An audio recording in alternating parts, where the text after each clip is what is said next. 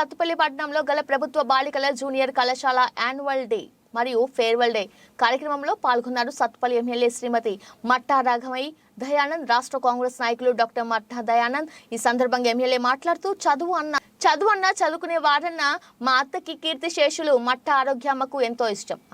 అందుకే మా అత్త 65 సంవత్సరాల వయసులో కూడా PhD పూర్తి చేశారు అని ఆశా స్వచ్ఛంద సేవా సంస్థ ఆధ్వర్యంలో మా అత్త కీర్తి శేషులు మట్టా ఆరోగ్యమ్మ జ్ఞాపకార్థం ప్రభుత్వ బాలికల జూనియర్ కళాశాల ₹1,00,000 ఆర్థిక సహాయం, విద్యార్థులకు స్కాలర్షిప్ కోసం ఎమ్మెల్యే మట్టా రాఘమయ్య, డాక్టర్ మట్టా దయానంద్ కళాశాల ప్రిన్సిపల్ కు ఉపాధ్యాయులకు అందించడం జరిగింది. ఎమ్మెల్యే మట్టా రాఘమయ్య కాంగ్రెస్ ప్రభుత్వం సహకారంతో ప్రభుత్వ బాలికల కళాశాలలకు ₹1,75,00,000 అభివృద్ధి పనులు మంజూరు ప్రకటన చేయడం జరిగింది. అనంతరం కళాశాలలో అన్ని గ్రూపుల్లో ఉత్తమ ప్రతిభ కనబర్చిన విద్యార్థులకు బహుమతులు అందించడం జరిగింది. ప్రతి తల్లిదండ్రులు భావించి ఎన్నో కష్ట నష్టాలకు ఓర్చి మీ అందరినీ చదువులకు పంపిస్తున్నారు. అవునా?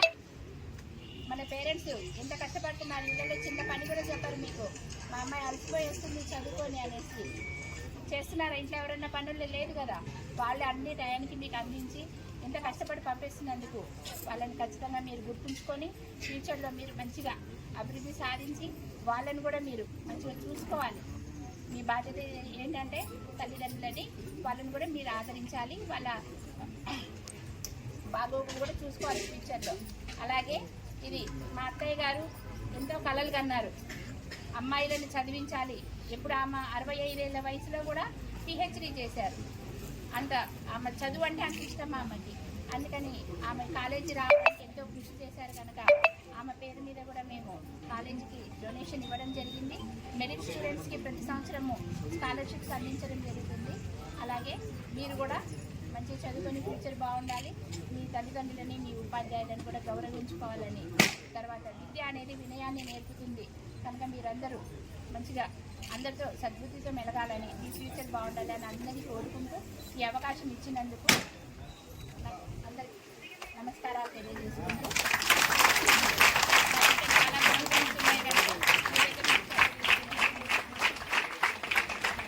టైంకి రావడం అంతా బాగానే ఉందా? ఏమైనా ఇబ్బందులు ఉంటే చెప్పండి. బాగానే ఉందిగా? ఓకే. అలాగే మీరు ఈ అవకాశాన్ని సద్వినియోగం చేసుకోవాలి. మంచిగా తల్లిదండ్రులు ఎన్నో ఆశలతో మిమ్మల్ని ఇక్కడికి పంపిస్తున్నారు. ఇంతకుముందు అసలు ఆడపిల్లలని ఇంటి గడప దాటనిచ్చేవాళ్ళు కాదు. ఆడపిల్లలకు చదువు ఎందుకు, ఒక వయసు వచ్చిన సన్మానించడం జరిగింది. సో ఒక గుర్తింపు అనేది మన కాలేజ్కి వచ్చింది. తనతోటి కాదు, ఇంకా చాలా మంది విద్యార్థులు మన కాలేజ్కి మంచి గుర్తింపుని తీసుకొని వచ్చారు కూడా.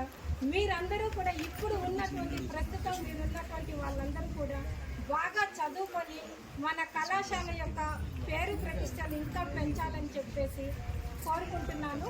అదే కాకుండా మీ తల్లిదండ్రులకి కూడా మీరు మంచి పేరు తీసుకొని రండి, మీ టీచర్స్కి మంచి పేరు తీసుకొని రండి.